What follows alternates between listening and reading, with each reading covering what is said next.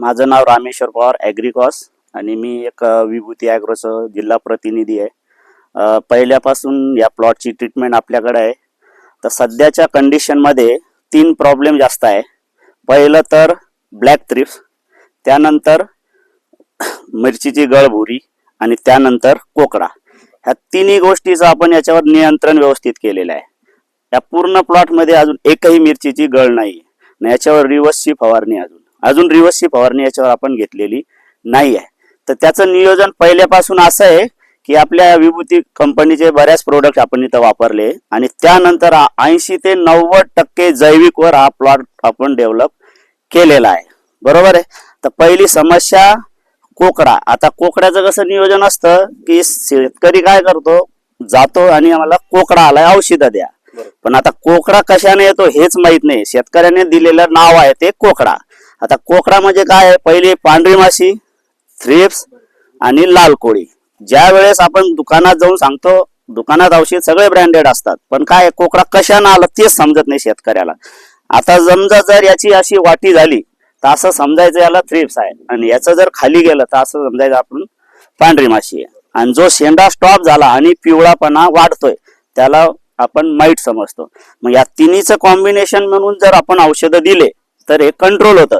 आता याच्यावर ऑर्गॅनिक मध्ये का रिझल्ट येतो, समजा की आता हे एक औषध आहे कॅराकॉल, याच्यामध्ये तिन्ही प्रकारचे घटक आहेत, तिन्ही किडींना नियंत्रण करतं।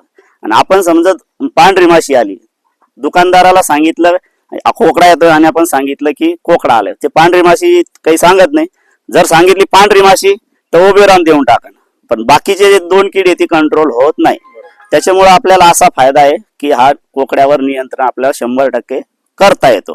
आता राहिला विषय खर्चाचं, शेतकऱ्यांचं असं झालंय, आता समजा तुम्ही मक्का लावेले का, समजा 1 एकर मक्का लावेली आहे, बरोबर आहे, 1 एकर मक्का लावली आणि त्यांना 3 महिने घेणं आहे, बरोबर आहे, आणि त्याचा खर्च जर केला तर 25-30 क्विंटल आला, 50,000 रुपयात त्याला 25-30 हजार रुपये खर्च आहे, तेव्हा त्याला 15-20 हजार रुपये एकरी आपल्याला मक्काला राहते। पण हे पीक आहे नियोजनबद्ध जर केलं, 15 दिवसामध्ये जर तुम्हाला एकरी 25-30 क्विंटल खर्च माल देणार आहे, तर तुम्हाला 15-20 हजार रुपये खर्च करण्याला नियोजनबद्ध केल्यानं काही अडचण नाही। ह्या सगळ्या गोष्टी जर केल्या, आता याच्यावर असं नियोजन केलंय आपण, आता परवा 2-3 दिवसामध्ये तोडणार आहे, याचा कमीत कमी 30+ तोडा निघला पाहिजे 7,000 रोपाला, तर असं नियोजन आहे।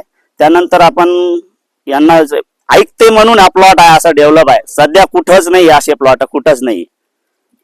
तरी शेतकरी बंधूंनो, काही नाही, शेतकरी बंधूंनो, आता आपण पांढरी माशीसाठी, ब्लॅक थ्रिप्ससाठी आणि कोळी जे येते त्याच्यासाठी, जर लाल कोळी जे येते त्यासाठी जर आपण वेगवेगळे प्रोडक्ट घेतले तर त्याचा आपला खर्च पण वाचतो। जर एका प्रोडक्ट मध्ये जर तिन्ही गोष्टी जर मॅनेज होत असतील तर कॅरेकॉल वापरायला आपल्याला अडचण नाहीये। धन्यवाद।